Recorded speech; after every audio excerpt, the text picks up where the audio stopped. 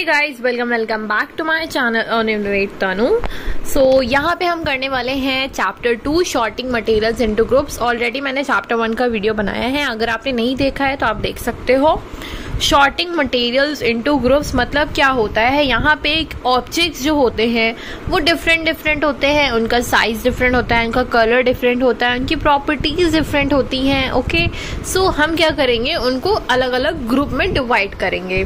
जैसे कि यहाँ पे बहुत सारा सामान आपको रखे हुए दिख रहा है, सो ये सारे ऑब्जेक्ट है जो हमारे आसपास में रहते हैं, बट हम इन्हें एक ही ग्रुप में तो नहीं रख सकते हैं ना, तो इन्हें हम क्या करते हैं, ग्रुप्स में डिवाइड करते हैं। और ग्रुप पे कैसे डिवाइड करेंगे, यहाँ पे देखिए एक आपको टेबल दिया हुआ है, object and the material they are made up of.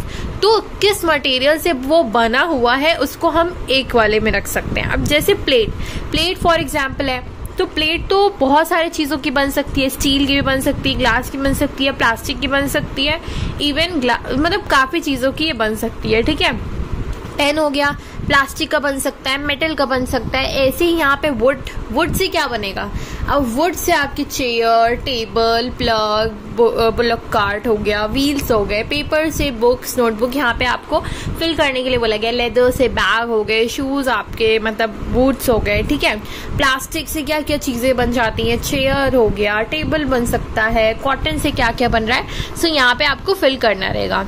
तो यहाँ पे हम किस किस प्रॉपर्टीज के बेसिस पे मटेरियल्स को डिवाइड कर रहे हैं, हम आज वही चीजें पढ़ने वाले हैं, प्रॉपर्टीज ऑफ मटेरियल।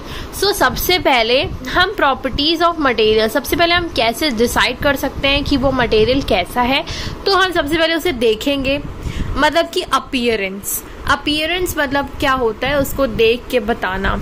सो यहाँ पे iron appears different from copper और एल्यूमिनियम, मतलब कि आयरन डिफरेंट होता है, कॉपर और एल्यूमिनियम से अलग अलग देता है। तो आप देख के एक तो डिवाइड कर सकते हो, देख के चीजों को अलग अलग ग्रुप में डिवाइड करके रख सकते हो कि ये देख के आपने कर दिया, इधर ये प्लास्टिक हो गया। ठीक है, तो देख के भी आप ग्रुप में चीजों को कर सकते हो डिवाइड। ठीक है, एक और प्रॉपर्टी है लस्ट्रस एंड नॉन लस्ट्रस।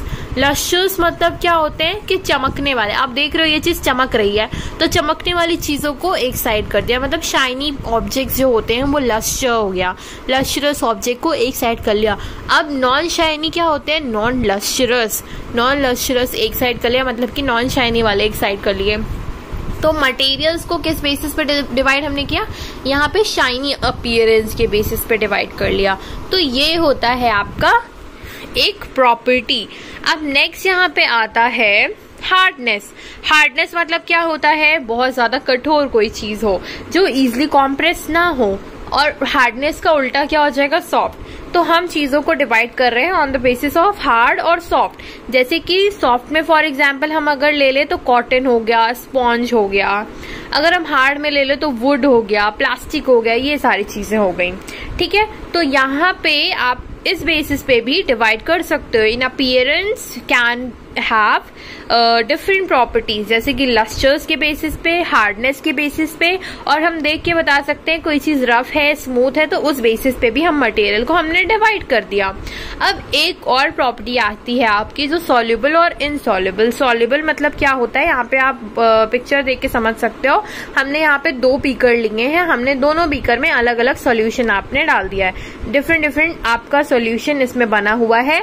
यहाँ पे फर्स्ट ग्लास में जो आपको दिख रहा है, एक में शुगर और सॉल्ट का, शुगर का सोल्यूशन है पहले वाले में, और दूसरा नेक्स्ट क्या हो रहा है आपके, नेक्स्ट आपका लिखा है add a small amount of spoon of sugar to the first glass and salt to the second, and similarly add some amount of other substances into the other glasses. Stir the content of each with spoon. Wait for a minute. तो यहाँ पे आप दोनों को देख सकते हो कि ये जो है ऊपर है, मतलब कि इनसॉल्युबल है, सॉल्युबल ही नहीं हुआ है। इधर आपका जो पहला वाला कंटेनर रखा हुआ है, पहला वाला बीकर है, उसमें कुछ ना कुछ हो गया है, सॉल्युबल हो गया, उसमें मिक्स हो चुका है वो चीज। तो जैसे शुगर और वाटर का आप देख सकते हो, तो ये दोनों एक दूसरे में घुल जाते हैं, पानी और शुगर एक दूसरे में घुल जाती है, नमक और पानी घुल जाता है, सो ये हो जाएगा सॉल्युबल। तो आप सॉल्युबल और इनसॉल्युबल के बेसिस पे भी डिवाइड कर सकते हो। इनसॉल्युबिलिटी मीन्स कि जैसे for example sand and water, तो सैंड और वाटर क्या है, दोनों एक साथ नहीं घुलेंगे, ठीक है। नेक्स्ट आता है substance disappear in water does not disappear. For example देखिए सॉल्ट है, तो सॉल्ट क्या हो जाएगा, पानी में होगा डिसअपियर कि नहीं होगा, तो ये हो जाएगा डिसअपियर, घुल जाएगा तो वो आपको दिखेगा नहीं, सो डिसअपियर कंप्लीटली इन वाटर। ऐसे ही शुगर क्या होती है, this is also disappear completely in water. अब ऐसे ही सैंड बताइए, सैंड जो होगी वो घुलेगी नहीं, नीचे जाके बैठ जाएगी, ठीक है। तो डज नॉट डिसअपियर हम लिखेंगे, यहाँ पे दो ऑप्शन दिए हैं, चॉक पाउडर का ऐसे ही आप करोगे और सॉडस्ट का भी करोगे। सो यहाँ पे उस बेसिस पे आपको डिवाइड कर सकते हो, जो सब्सटेंसेस आप घोलो नहीं घोले, जो सब्सटेंसेस घुल जाए सो दैट इज सॉल्युबल, ठीक है। यहाँ पे एक और टेबल आपको इसी पे दी हुई है, यहाँ पे विनेगर, विनेगर क्या होगा, मिक्सेस वेल, मिक्स कर जाएगा पानी में, ठीक है। ऐसे ही जो लेमन जूस होता है, लेमन जूस भी आप नींबू पानी पीते हो घुल जाता है, but mustard oil, coconut oil ये सब घुलते हैं क्या, नहीं घुलेंगे। तो ये आपके कुछ एग्जाम्पल हैं जिसमें कि आप उसको देख सकते हो कि वो सॉल्युबल हो रहे हैं या नहीं हो रहे हैं। और किस बेसिस पे हम डिवाइड कर सकते हैं ऑब्जेक्ट्स को, हम ऑब्जेक्ट्स को डिवाइड कर सकते हैं ऑब्जेक्ट्स में फ्लोट और sink into the water. Float मतलब क्या होता है, तैरना, सिंक मतलब हो जाता है उसमें डूब गया वो, ठीक है। तो यहाँ पे देख लेते हैं हम, पिक्चर बनी हुई है, जैसे कि की हो गई, चाबी आप पानी में डालो, कॉइन आप पानी में डालो, कोई भी आप हैवी चीज ज्यादातर पानी में डालो तो वो क्या होगा, ठीक है, तो वो आपका नीचे चला जाएगा, मतलब कि सिंक कर जाएगा, ठीक है। नेक्स्ट जो है यहाँ पे जैसे फॉर एग्जाम्पल आपने स्पॉन्ज ले लिया या कोई भी हल्की चीज ले ली, पत्ती ले ली, ठीक है, लीव्स वगैरह ले लिया, उसको आपने पानी में ऐसे ऊपर से डाला तो क्या होगा, वो फ्लोट करने लगेगा, तैरने लगेगा ऊपर ही, ठीक है। सो बुजू क्या है, बुजू यहाँ पे एक लड़के की बात हो रही है जिसने चैप्टर रीड कर रहा है, चैप्टर समझ रहा है वो। बुजू would like you to give him example objects that float और दैट सिंक। तो सिंक और फ्लोट वाला आपका यहाँ पे आपको एग्जाम्पल देना है, बुजू भी ऐसे सोच रहा है। अभी पीछे आपकी एक्सरसाइजेस भी इसी से रिलेटेड है कि कौन कौन से ऑब्जेक्ट होते हैं जो कि फ्लोट करते हैं, कौन कौन से होते हैं जो सिंक कर जाते हैं, ठीक है, ओके। नेक्स्ट आता है ट्रांसपेरेंसी। ट्रांसपेरेंसी मतलब क्या होता है कि यहाँ पे देखो आप पेपर इसने लिया हुआ है, पेपर टाइप का कुछ है, तो यहाँ पे लुकिंग थ्रू ओपैक, ट्रांसपेरेंट और ट्रांसलूसेंट मटेरियल, मतलब यहाँ पे ओपैक मतलब क्या होता है, ट्रांसलूसेंट मतलब क्या होता है, ये सारी चीजें आपको पता होनी चाहिए। यहाँ पे देखो आपको कंटेनर दिख रहे हैं, तो यहाँ पे लिखा है transparent bottle in a shop. Transparent मतलब क्या होता है, ट्रांसपेरेंट मतलब होता है कि आप एक जगह से दूसरी जगह देख सकते हो। जैसे आप पॉलिथीन, जो कॉपी के ऊपर पॉलिथीन आप चढ़ाते हो तो बोलते हो ट्रांसपेरेंट वाली पॉलिथीन दे दो, ठीक है, ऐसे आप बोल के लेते होगे, ठीक है। तो ट्रांसपेरेंट क्या होता है कि जिसमें आप एक जगह से दूसरी जगह देख सको, जिसमें कि लाइट पास हो रही है, दैट इज ट्रांसपेरेंट, जिसमें लाइट प्रॉपर्ली पास हो जा रही है लगभग, तो उसे हम बोल रहे हैं ट्रांसपेरेंट। सो यहाँ पे क्या है, यहाँ पे कंटेनर्स जो रखे हुए हैं वो ट्रांसपेरेंट कंटेनर्स रखे हुए हैं। अब जैसे फॉर एग्जांपल हमने प्रॉपर पेपर ले लिया या वुड का मटेरियल ले लिया, कार्डबोर्ड ले लिया, मेटल ले लिया, ये सारी चीजों से क्या होगी, ये सारी चीजों से आप एक जगह से, मतलब ऐसे सामने अगर आप अपनी आंखों के सामने रख लो तो देख सकते हो क्या, आर पार देख सकते हो, नहीं देख पाओगे ना। क्यों नहीं देख पाओगे, क्योंकि वो सारे ऑब्जेक्ट होते हैं ओपैक, OPAQUE, ओपैक होते हैं ये सारे ऑब्जेक्ट और इससे लाइट पास नहीं होती है, ठीक है।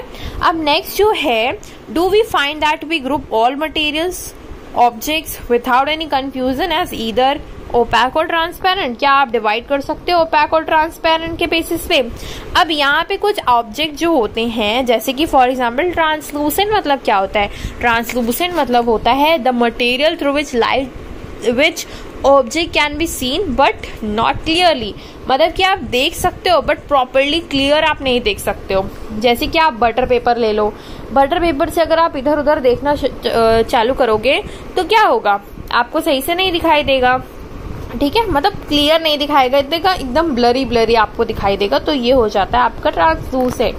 तो यहाँ पे हमने बहुत सारी प्रॉपर्टीज पढ़ी, hard, insoluble, lustre, materials, metals, opaque हो गया, रफ हो गया, सॉल्युबल हो गया, ट्रांसलूसेंट हो गया, ट्रांसपेरेंट हो गया, इतनी सारी चीजें हमने यहाँ की। समरी भी आप जरूर पढ़ा करिए, समरी पढ़ने से पूरा चैप्टर रिवाइज आपका हो जाता है।